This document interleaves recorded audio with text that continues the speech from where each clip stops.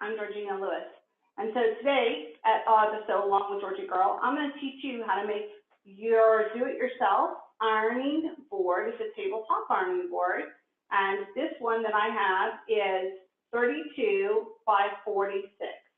So with this tabletop ironing board, I saw a couple videos out there on how to make them, and I wasn't quite comfortable with some of the different techniques, so I created my own. I'm going to teach you how to do that from your home and with your supplies locally and how you can make this. In addition, we're going to talk about this mini personal ironing board, which is going to go on the side of your table. It clips on if you're right-handed or left-handed, go on either side. So you have your personal iron as you need to just press real quickly and then go back to sewing. And this is really great. You know, it's a simple board with a heavy-duty clamp on the bottom to clip right on to your workstation. And we're going to talk about how to make both of these. Okay, so now, when we're talking on this tabletop ironing board, there's a couple key things of materials you're going to need. And if you're watching this video on YouTube, you're going to be able to look at the bottom of YouTube, and you're going to see in the comments, you're going to see a link to get to my blog that has the complete material list and the instructions. And this is probably like an hour, 2 hour assembly. It's not, doesn't take very long, it's super easy. And I love this size. The reason why I love this size is because the width of fabric is 44, and I can press and complete with the fabric or half of a quilt top as I'm going. And I don't have to worry about, you know, it being cutting off in a triangle on the end and then me shifting. It's perfectly rectangular, and I love that about this tabletop ironing board. Now, when you make this tabletop ironing board, you really want, this fabric on top is a heavy-duty industrial fabric, and you want to make sure you take care of the ironing board, and you want to make sure you protect the corners so it doesn't rip. And so let's talk through the supplies that you're going to need to make. So the first thing you're going to need a staple gun, okay?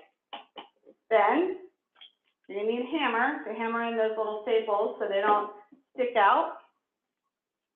I recommend a ruler and a Sharpie. I'll tell you why. I've got, for the bottom of my board, I went to my Lowe's and I got some furniture glides. And they are, this board, I also got at Lowe's, and here's a piece of it right here. It's birch. It's very thick. It's heavy duty. It's 3/4 of an inch thick. And in a minute, when I show you how to wrap the corners with felt, you're going to see how thick this baby is.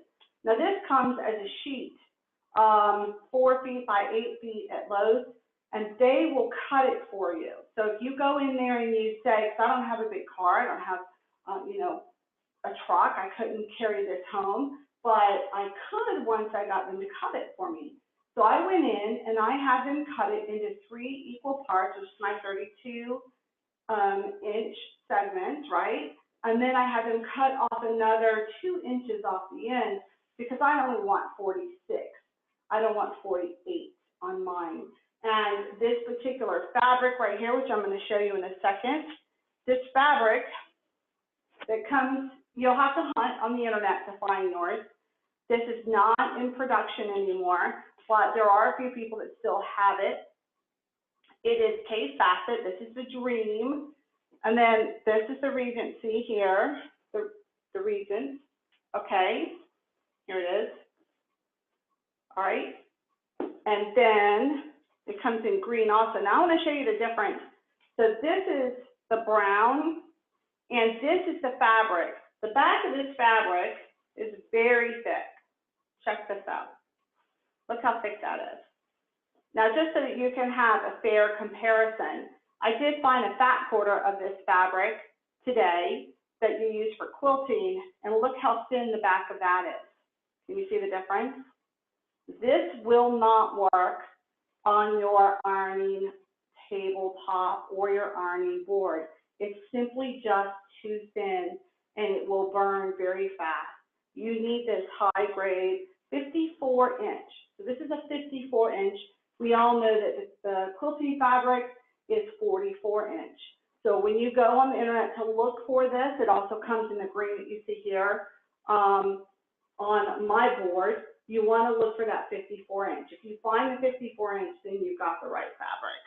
And here's a sample of the green back quarter and just a remnant left of my ironing board, and look at the difference of the back. Okay, so that's the key of what you're looking for. If you can't find that, then what Martha Stewart recommended was you use muslin, and that's a great choice. It will burn, you'll see some burn marks on it, and you'll have to take it off and replace it more often than you will this other fabric, but it's a clean look. And if for those folks that want that clean look on their tabletop ironing board, this is a great solution for that. You're going to need either wool bump, which you have to find in a upholstery fabric store, or you can use a high-grade, very high-grade cotton batting. Do not get one of the cheap cotton battings. You're going to need to go to your local quilt shop and find a high-grade cotton batting, because you don't want it to pull. When you pull it, you don't want it to tear, and the cheaper cotton battings do that. And that's because it's underneath this, and you're going to be pressing a lot, and you don't want it to bulk up at any one stage. You're also going to need some felt. So I got some white felt, and you're going to need enough to cover this board twice. So make sure you take that into consideration. You can make your board any size you want. I would recommend you at least going 46 wide for that 44 width of fabric. Okay, you're going to need some scissors, whichever is your favorite, heavy duty, your rotary cutters, your ruler, or your personal ironing mini right here. You're going to also need some batting, just one sheet of that, and then Insul Bright. And that's because the smaller board will get warped quicker. It's, you know, it's going to take more heat faster. We're not going to put a lot of layers on that like we do the big one. So if you have some Insul Bright, this is the wrap that comes with it. The Insul Bright is like your bump and like your batting, except it's got this shiny part to it, and this helps hold that moisture from hitting the wood. And so I found that to be really key for the personal mini. Now, of course, I have one other spin. If you watch any of my other videos, you know I like to personalize and do one-off cute little things with all my projects. And for me, I needed some Mod Podge and scraps from all my quilt projects of 2018, because the bottom of this board, and you're going to see it when I turn it over, is adorable. It's got a memory board. I'm putting on this, the bottom of this board, scraps from all my projects that I did this year, from the Easy Sunday, the Cape with class that I took down in Tampa, Florida this year when he came to the United States and taught. And I have the scraps from my yellow and blue quilt that I did. I'm still making that. I've got scraps from my totes on the back of this guy, my batiks, all kinds of fabrics that I used, and I just made little cute little mini versions of my projects so that I am going to be taking my board off my table because my martelling mat, I have limited space here, and I'm going to want to, when I put it on the side, I'm also going to want to look at the back of that as my little piece of art to remind me all the fun projects I did in 2018.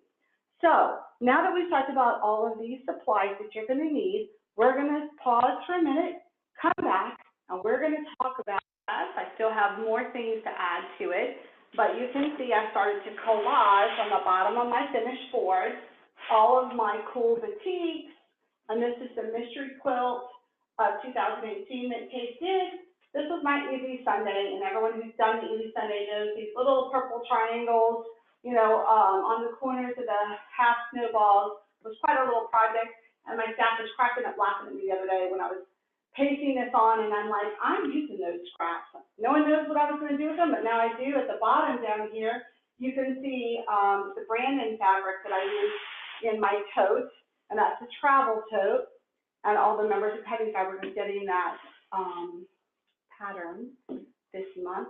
So make sure you join our free sew along that starts in January on that travel tote.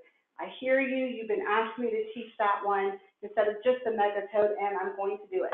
So on the bottom of the board, I have that faced up. You can see here in the video, you can see my Furniture glides, I got these at Lowe's where I got the plywood. Here's the birch plywood, and I'm gonna show this to you in just a second. Because remember, I told you I cut a piece off. I had them cut it shorter for me, and so that's the width of this. Birch is very, very sturdy, and this is really not going to warp with the steam and the pressing that goes on when you have this thick wood, and that's why you don't want to go thinner than 3/4 of an inch, okay? So what I've done for you is I went ahead and I put some samples on the corner. Now, if you look at the video, at the written instructions, you're going to see pictures of how to do this. But when you take your felt, you're going to put 2 layers of felt on. So let's pretend that this is the corner of this big board, and I've done the felt, and I've wrapped it around the corner. I stapled the bottom. You can see here I stapled the bottom and the side. So, right, you're going to take your fabric, wrap it around, staple it this way, and then staple it that way. When you do that, you're going to have this corner sticking out. We did not staple the corner down. So can you see that right there? What I want you to do for this fabric, for the felt, is I want you to wrap the board twice. Now, some of the other videos online will tell you to take this felt and to slice it and not cover the corner. But if you're going to be paying this much money for case and you're going to be wrapping the corner of this board with case, don't leave this exposed because it'll rip right through it. And if you're, especially like me, if you're going to take it on and off and put it on the ground, I'm going to be putting it down maybe a little bit on the corner first before I get it on the side. And so I want to make sure that corner is protected. So here's what I figured out that works best is as you wrap this corner, okay, you're going to press this part flat, like lay it down, and then take it and fold it like you would a Christmas present.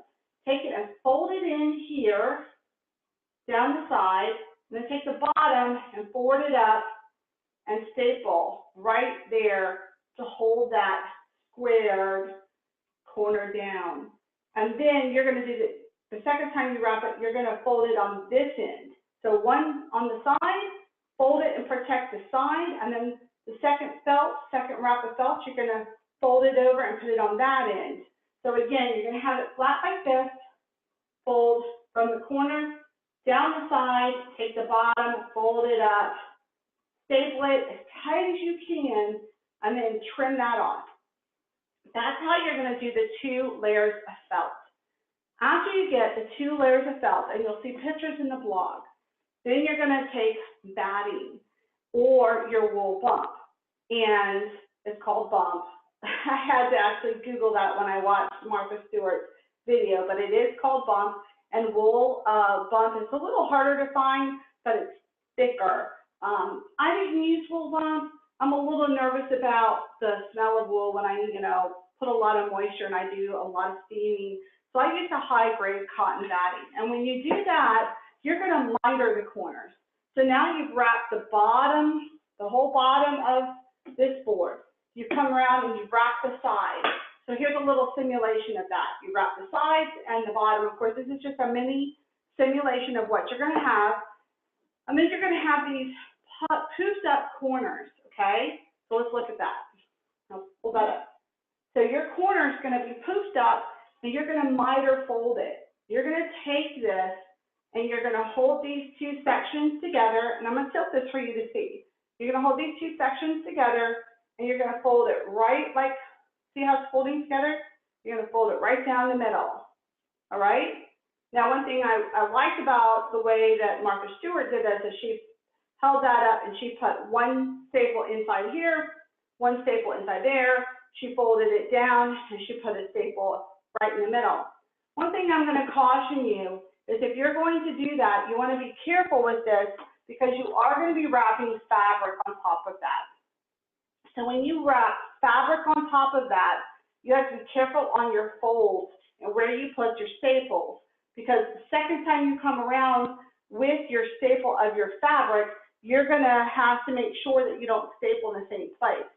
Now, here's another tip for you. When I did this felt and I folded it over, I made sure that I folded it and I stapled it, and I created an edge, a folded edge on my felt. So in other words, I took my felt and I folded it over, stapled it, and I had a big section, you know, that left me kind of bulky. That was great because then when I came around with my batting and I held my batting over it, I could feel that edge all the way down, and I put the staple right past that edge. And that created a scenario that protected the staple. You're going to do that, and then the third time you're going to have fabric, right?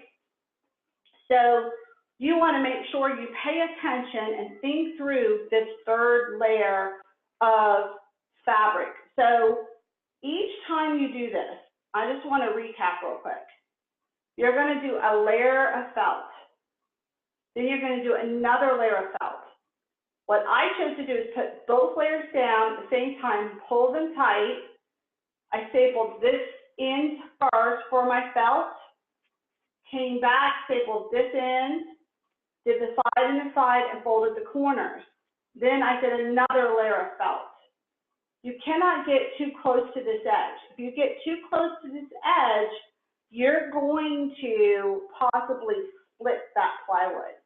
So you want to make sure that you don't get too close to the edge, and I was probably a half of an inch in, maybe 3/4 of an inch on my first staple. And then my second staple, I just staggered in a different spot. That way, I'm not creating more length on my fabric, but just rather just staggering where the staples were. That created me that felt edge with 2 layers, and then I came back and did one double batting. So when I did the batting, it's a little thinner, and I put both layers down, and together one time, I stapled those 2 layers down. And when I did that, I left, like you see here in this example, I've left about a half an inch all the way around for my batting. And there's a reason why. Then I took my fabric. And when I came through with my fabric, which I only have 1 layer of, I took my fabric and I did a fold, a nice fold over the top. And I'm going to show that to you. So here I folded, when I came around, all right, let's do it long ways. This fabric came around and I folded it over the edge of that batting. Can you guys see that? And that gave me a nice thick edge that I then stapled through. And when I did that, it created that fun, thick edge you see on here. All the way, it looks finished. And then I took the hammer, okay, and hopefully you have one of these. And I just pushed, we made sure we went through. I had a helper, and he went through and he pushed all these down for me, which, you know, there's so much batting in here, it's going to protect these staples. I like this look a lot.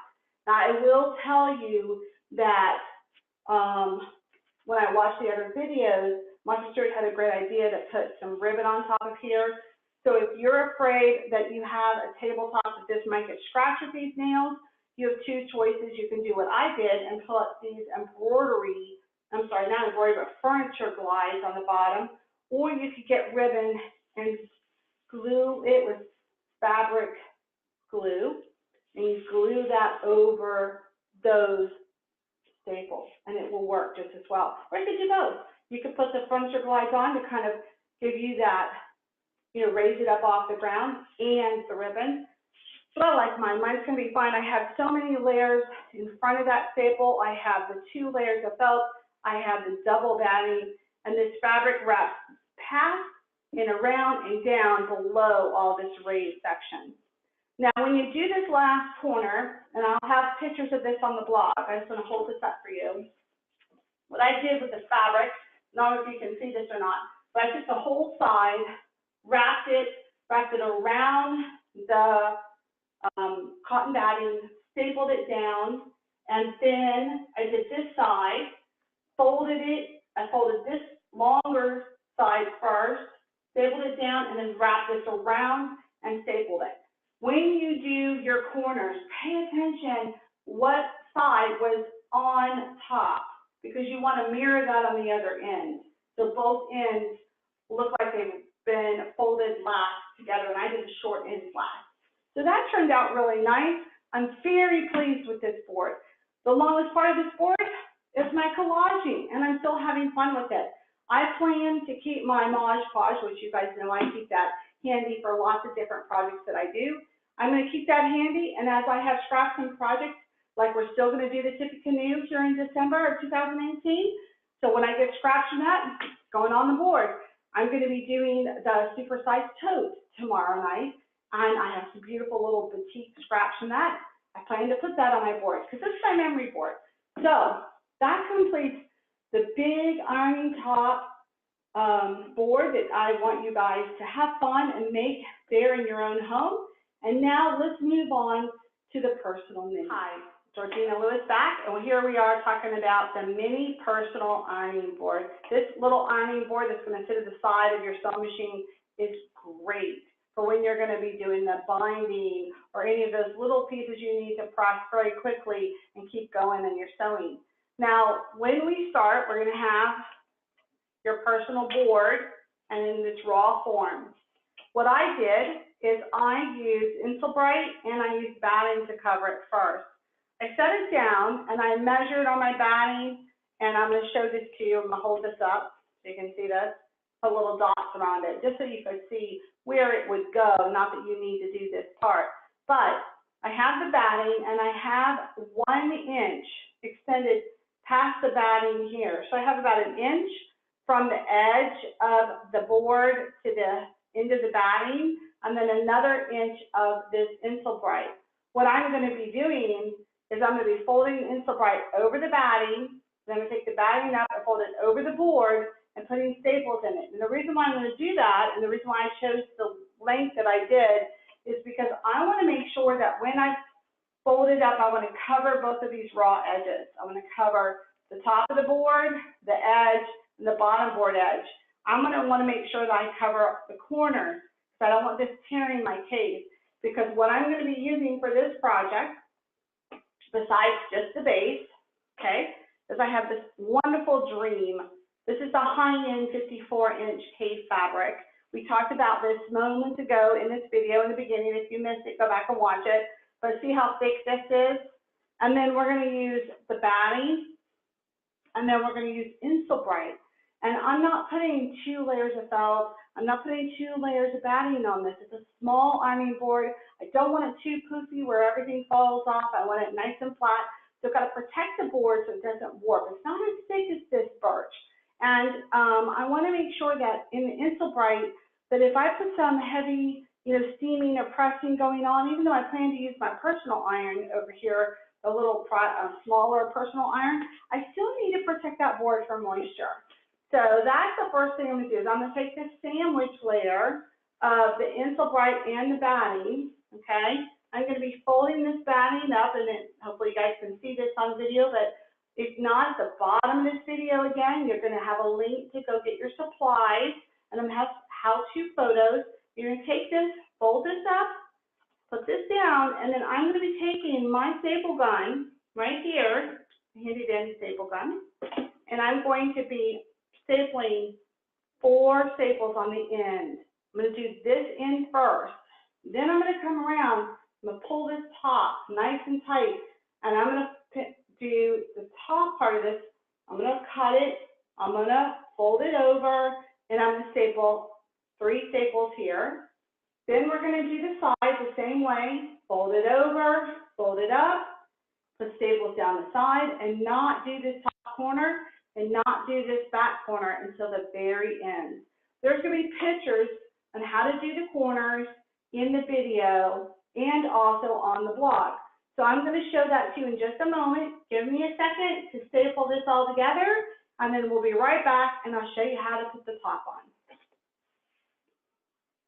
Okay, so we're back. I have taken the Insulbright and the batting, and I've started to staple it around my mini personal ironing board.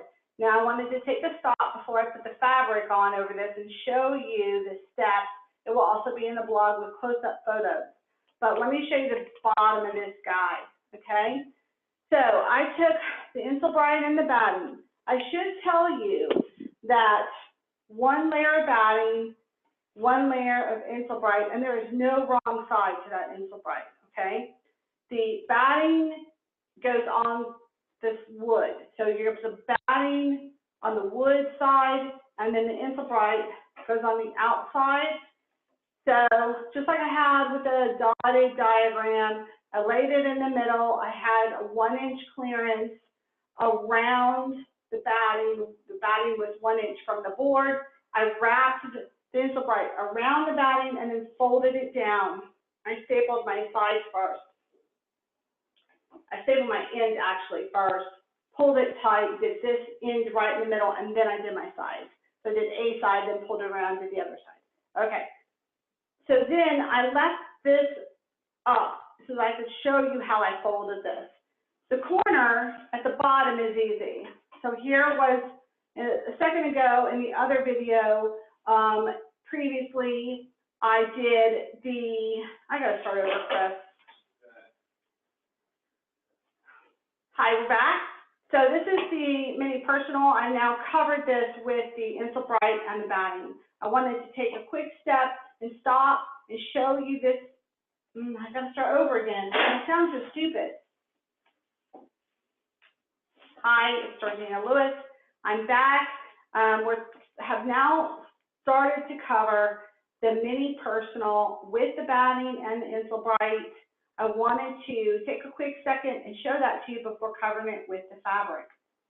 So when you do the mini, you want to make sure that you only need one layer of batting and one layer of Insulbright. There's no wrong side to the Insulbright. But you're going to make sure that you put Insulbright down, then batting, then put your mini board on top.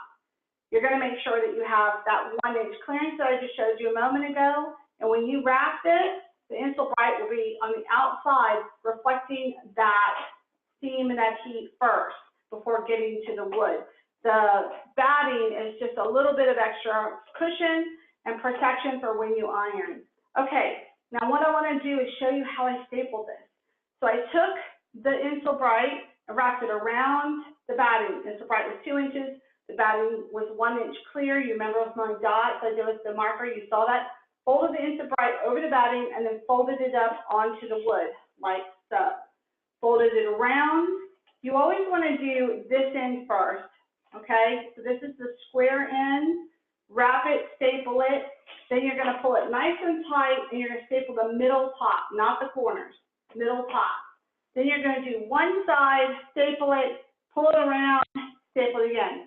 If you do what I did and do the Sharpie dots, you should see those dots shift because you're not pulling it tight.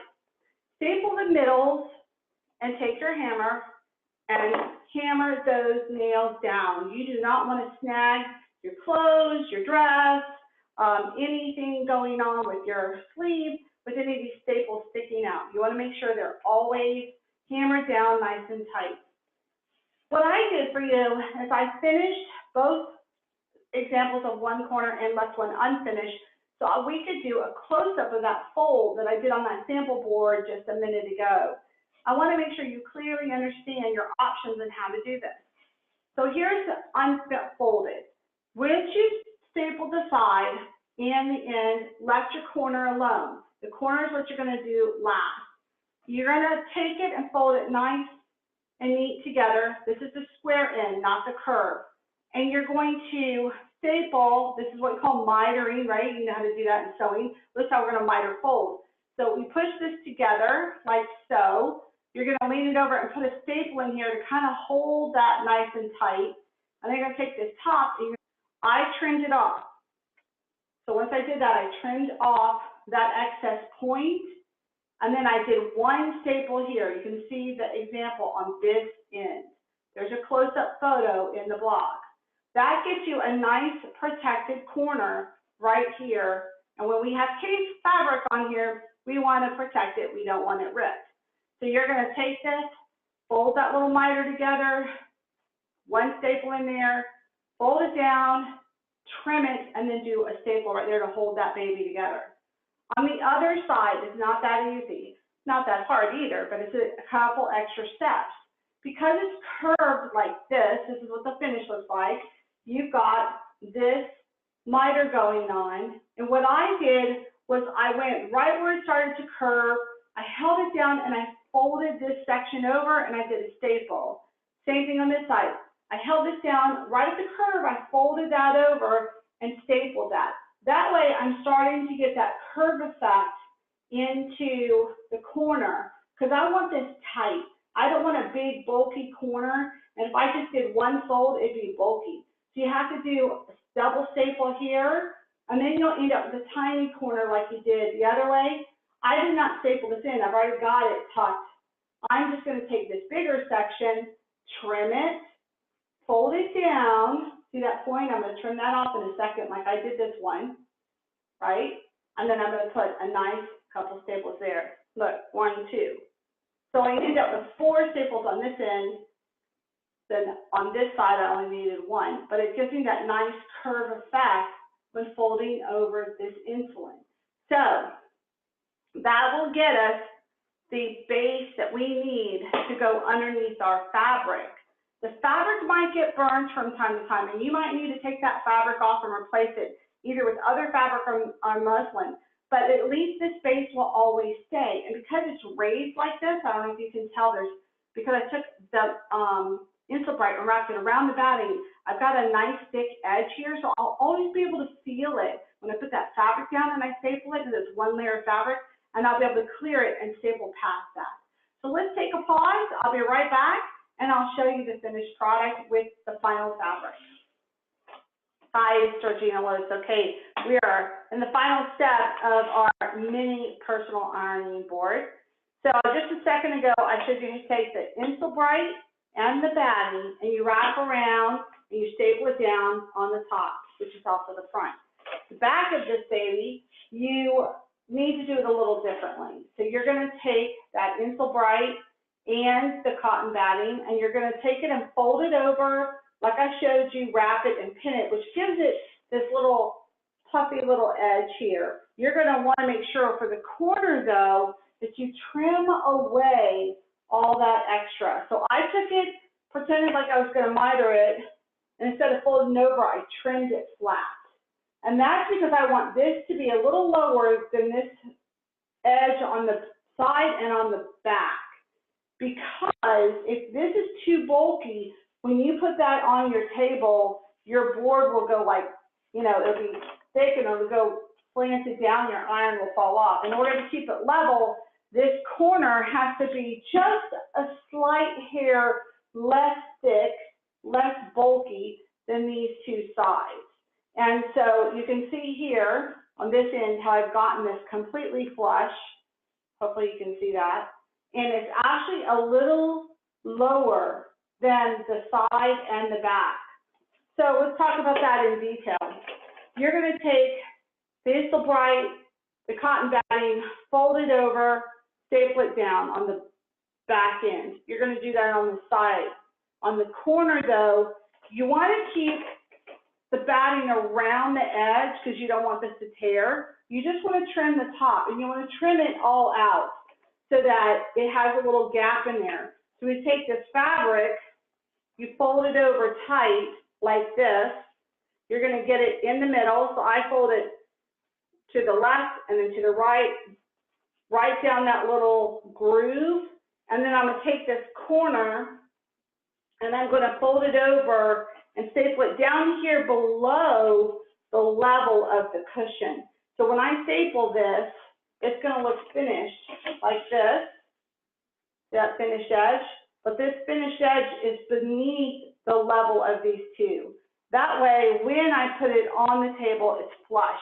There is no bulk here on the corner. You can see there's a lot of bulk here in the front, but I don't care because that's hanging off the glass or the wooden table that you have. So when I put mine on my table, it will now be flush and it won't tilt. So that's really important when you're stapling this last piece. So there you go. There you have that personal ironing board. So this with the mini and the one behind me with the table are two great additions that you can do it yourself at home. Should you need any of these supplies or need to know where to find these supplies, check the post at the bottom of the video, click on more, and I've got a blog that tells you where you can buy all of these supplies and accessories. So I love this. This is Kaffe Fassett fabric. This is your mini personal ironing board and your ironing tabletop by Georgina Lewis. Thank you for joining us. This is your free do-it-yourself tip for the week. Have a great week. Bye.